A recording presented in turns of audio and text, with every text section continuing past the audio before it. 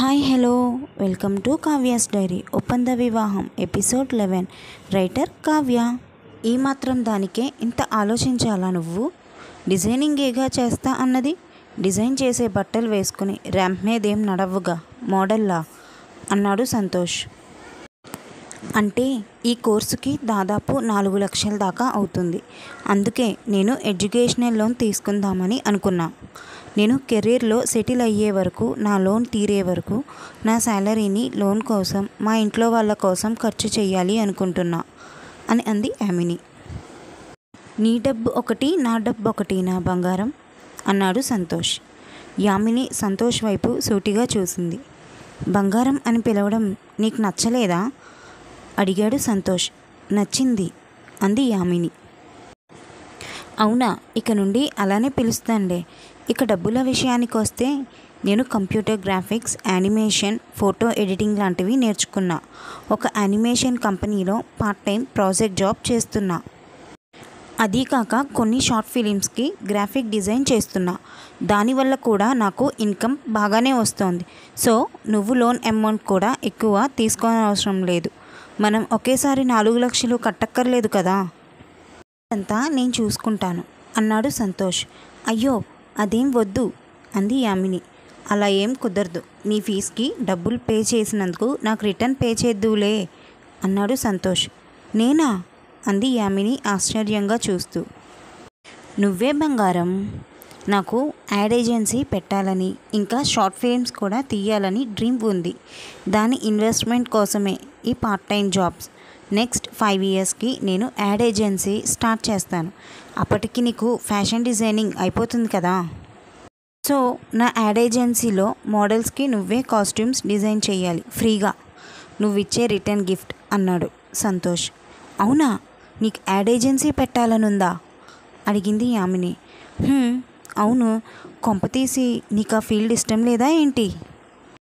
Please బంగారం, ఈ జన్మకి నీ హస్బెండ్ని బిజినెస్ మ్యాన్గానే ఫిక్స్ అయిపో. ఇది మా నాన్న డ్రీమ్. నీతో జీవితం నా రేపటి కళ. యాడ్ ఏజెన్సీ మా నాన్న చిన్ననాటి కళ. ఈ 2 కళలను వదులుకోలేని బంగారం అన్నాడు రిక్వెస్టింగ్గా క్యూట్ ఫేస్ పెట్టి. అయ్యో, నేను నాకు ఇష్టం లేదని చెప్పానా? ఇక నుండి ఇది మన కళ, సరేనా అంది యామిని సంతోష్తో. మనసులో మాత్రం దేవుడు ఉన్నాడు, నా కళలు ఖచ్చితంగా నువ్వే నెరవేరుస్తావు.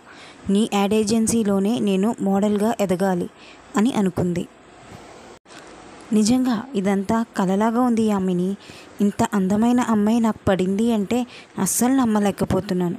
నువ్వెంత అందంగా ఉంటావో అందానికే అసూయ పుట్టేలా ఉంటావు తెలుసా అన్నాడు సంతోష్. నువ్వు మరీ సోప్ వేసేస్తున్నావు సంతోష్ అంది యామిని. సోప్ కాదు, సర్ఫ్ కాదు, నిజం చెప్తున్నా.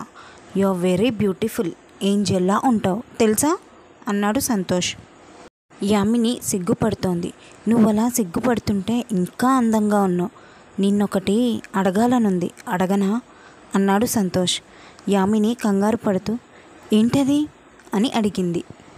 చిన్న కిస్ ప్లీజ్ అన్నాడు సంతోష్. ఇది పార్క్ అంది యామిని. మనం వచ్చి గంట పైనే అయ్యింది. చీకటి కూడా పడుతూ ఉంది. ప్లీజ్ బంగారం, ఒకే ఒక్కసారి ప్లీజ్ అన్నాడు సంతోష్. యామిని సిగ్గుపడుతూ కళ్ళను కిందకి వాల్చేసింది. మౌనం అర్ధాంగీకారం అంటారు. మరి నీ మౌనం అన్నాడు సంతోష్. ఇష్టమే అన్నట్లు తలను నిలువుగా ఊపింది యామిని. థ్యాంక్స్ బంగారం, ఈరోజు డేట్ని నేను జీవితంలో మర్చిపోలేను. I love you so much అని అంటూ యామినికి దగ్గరగా జరిగి తన బుగ్గలను సంతోష్ చేతుల్లోకి తీసుకుని యామిని నుదిటిపై ముద్దాడాడు.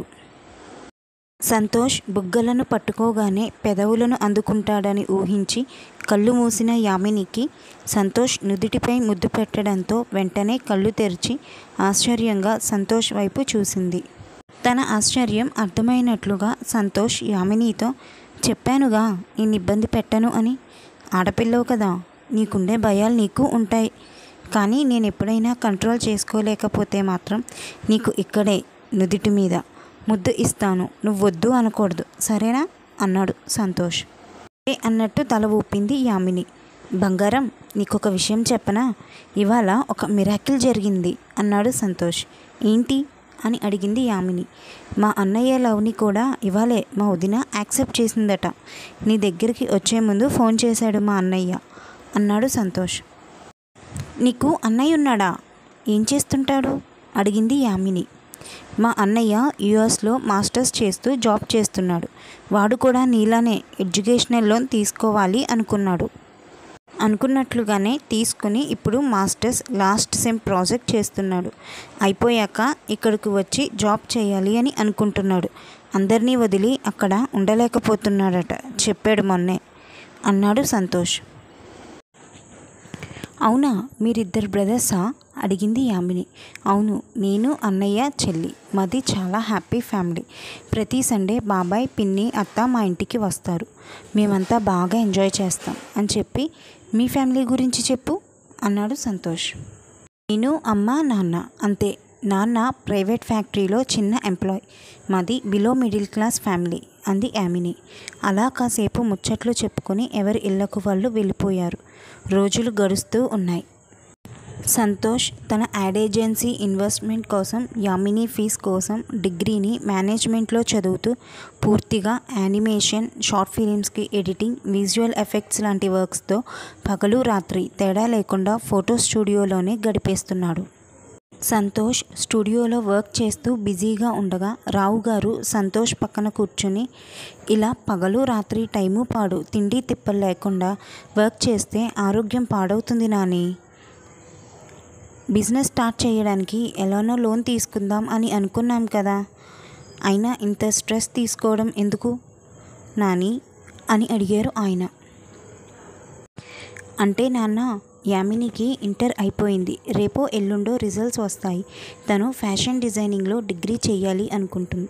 దానికి అమౌంట్ ఎక్కువ అవసరమవుతుంది. తను ఎడ్యుకేషనల్ లోన్ తీసుకుంటా అంటే నేనే వద్దన్నా నాన్న అని చెప్పాడు సంతోష్. అవునా, ఏదో ఒకలా తన స్టడీస్కి మన స్వప్న స్టడీస్తో పాటు లోన్ తీసుకుందాం. పోనీ నువ్వు ఇలా ఆరోగ్యం పాడయ్యేలా పనిచెయ్యకు నాని అన్నారు సంతోష్ ఫాదర్. స్వప్న ఫీజుకి అన్నయ్య బాబాయ్ చూస్తా అన్నారులే నాన్న. అయినా అది ఇంకా చదివేది 7th క్లాసేగా. అది కాలేజ్కి వచ్చేటప్పటికి నేను యామిని కూడా సెటిల్ అవుతూ ఉంటాం. దాని బాధ్యత నేను తీసుకుంటానప్పుడు. సరేనా? నువ్వు ప్రశాంతంగా ఉండు నాన్న అన్నాడు సంతోష్. హలో సితారా, నేను యామినిని. ఏం చేస్తున్నావు? రిజల్ట్స్ వచ్చాయి, చూసుకున్నావా అని అడిగింది యామిని. చూసుకున్నా, బాయ్ అని ఫోన్ పెట్టేయబోతుంటే, అదేంటి మాట్లాడుతుంటే ఫోన్ పెట్టేస్తున్నావు అంది యామిని. చిన్న పనుంది, బిజీ అని యామినికి మాట్లాడే అవకాశం ఇవ్వకుండా ఫోన్ పెట్టేసింది సితారా. అదేంటి సీతు, యామినితో సరిగ్గా మాట్లాడకుండా ఫోన్ పెట్టేశావు అడిగాడు సితారా వాళ్ళ బావ మోక్షజ్ఞ. అది సరైన దారిలో వెళ్ళట్లేదు బావా అంది సితారా. పిల్లలు తప్పటడుగులు వేస్తే అమ్మా నాన్న ఎలా సరిదిద్దుతారో ఫ్రెండ్స్కి కూడా అంతే బాధ్యత, ప్రేమ ఉంటాయి సీతు. అమ్మా నాన్న తర్వాత పిల్లలు ఎక్కువ గడిపేది స్నేహితులతోనే కదా. మన ఫ్రెండ్ దారి తప్పుతోంది అని అర్థమవుతున్నప్పుడు తనని ఆ దారిలోనే ఒంటరిగా వదిలేస్తావా? దండించో బుజ్జగించో తనకి సరైన దారి ఏదో చూపించాలి కదా అన్నాడు మోక్షజ్ఞ. నడక నేర్చుకుంటూ పసిపిల్లలు తెలియక తప్పటడుగులు వేస్తే మురిసిపోయి సరిదిద్దుతారు తల్లి తండ్రి.